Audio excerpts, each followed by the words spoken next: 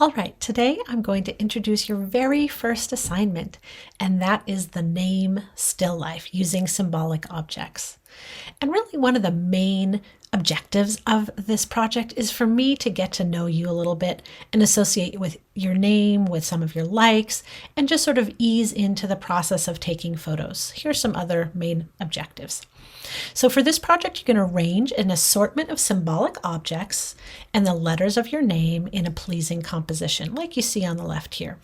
This is done by Justine Smith, Mrs. Smith, the other photo teacher.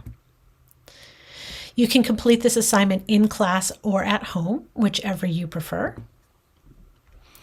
You're going to experiment with some compositional techniques shown in the next few slides that we're going to talk about. And then at the very end, you're going to write a brief artist statement that's going to explain to me the significance of your objects that you chose. So here are an example of the symbolic objects that Mrs. Smith chose. And just think, go around your room and pick up objects that are important to you. If you're going to do it at school, open up your backpack and your purse. Maybe there's a really significant keychain. Maybe there's a favorite pen. Maybe you keep a photograph of somebody or, a favorite book, a novel, something like that. It really can be totally up to you. If you're wearing some jewelry at school, you might want to do that. If you're at home, you probably have a little bit more freedom. Or if you prefer, you can bring objects from home back to the classroom and school and to get more help and use some classroom supplies. You might not end up using all the supplies. You just want to grab a bunch of things as you can. So for this particular one, the bird's nest with eggs represented the family to Mrs. Smith. The corgi, she has corgis. You'll find out that she loves her corgis and loves pets and animals. A seed packet and seed pod represents gardening, a positive life force. Necklace and kitty ring is jewelry making and creativity to her, but really can be absolutely anything you want. Now you're going to arrange these objects and think about composition. Composition is one of the main units that we're going to be talking about at the beginning of the year. It's how you arrange those objects. It's the way components in a photo are arranged to make a compelling and visually pleasing image. And it can really make a vast difference from a bad composition to a good composition, and you'll see. Here's another example, a student example that really emphasizes warm color scheme. And you can think about this. Do you consider yourself, warm? Do you like warm color schemes, those reds and oranges and yellows? Or are you more of a cool color scheme person with greens and blues and purples? You can mix up those things, but it's just something to think about. Do you want mostly warm or cool colors in your objects? Using a dominant color scheme can unify the still life. Consider throwing in a few little contrasting colors, like maybe if it's, mostly reds and oranges, and then you put, a bright green leaf in there. It can really draw the viewer's attention, can add emphasis to a certain area in the photo, and that can really affect the composition. The arrangements of the letters are very important. In this example, there were little cutout letters. You might be doing an assortment of things, just writing it on paper, composing it on a Google Doc or some other document and printing it out. You can do that. You can handwrite it. But the arrangement of your letters, or even just using your name on one rectangular piece of paper, will have a dramatic effect on your composition. So you want to think about that. So here's an example of a limited color scheme. By using a limited color scheme, you can kind of unify that photo, calming down a still life that might be otherwise chaotic if there's a lot of things. And you can see that there's really just red and blue and black and white. Zoom in close or move your camera in close. That can really make a dramatic and successful composition. And it also eliminates unnecessary space around the subject that can help create a focal point. It can get rid of distractions. The blurry edges of the photo add interest, but you really want to be careful. You don't want it to be, out of focus, everything blurry. As long as there's something in the photo that's sharp and in focus, it tends to work. But cameras can't focus if you get too close. So, if you're getting in close and you notice that it's blurry and you can't find a focal point, back up a little and then maybe either zoom in or just leave a little bit more space. Rule of thirds is an incredibly important compositional rule. Rule is sort of a strong word, but it's something that is very, very dramatic in its improvement of a composition and very important in photography to understand the rule of thirds concept. So imagine a tic-tac-toe grid over the still life like this. Anywhere the lines cross is a focal point, and it should be where you arrange the main components of your photograph. So here the camera or your cell phone and the apple are close to the focal points, where the focal points are where those lines intersect, right here, right up here. It's also clever how the O is replaced with an apple, right? The student's name is Gennaro, and instead of using the O, they put an apple down, and that's really clever. You can mix that up using partially objects and partially letters. Here's another example, Sophie. This photo didn't necessarily use rule of thirds in all of its areas, although I think, there's a dominant, the name goes across this place, and actually this edge of the book is similar to where that vertical rule of thirds. So it's sort of. But it is extremely apparent that the photographer carefully considered the placement of each item, arranged it very carefully, and that's what we're looking for.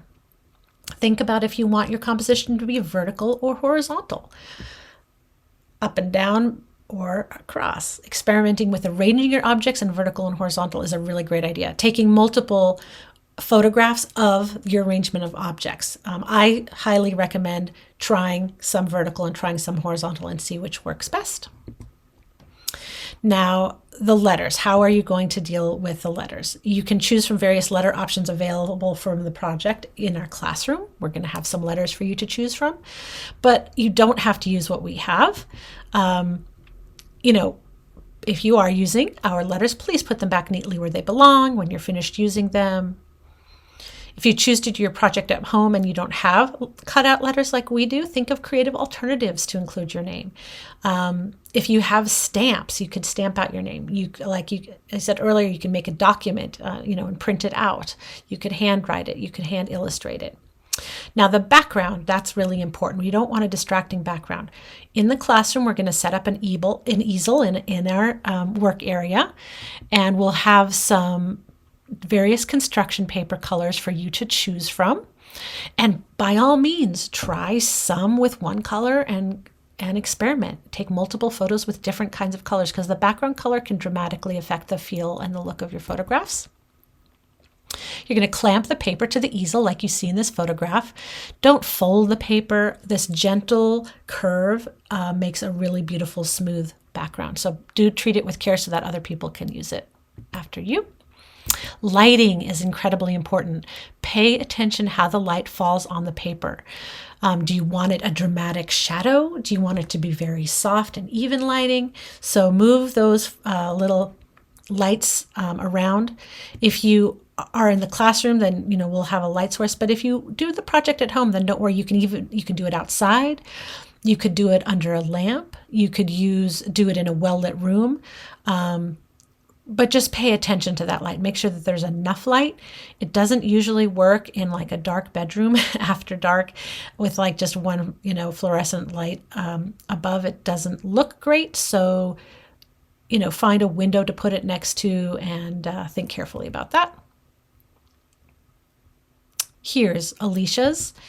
And I just wanted to say, I actually like this really warm feeling of the light, but it is a little bit dark. Do you see how you kind of lose detail in the leaves? So it's something to keep in mind. The other thing that I noticed in this photo is there is a distracting background edge up here, and you can absolutely crop that before you turn it in. But do pay attention to those edges. Do pay attention to what you're really seeing in the whole viewfinder of your camera, and also make sure there's enough light.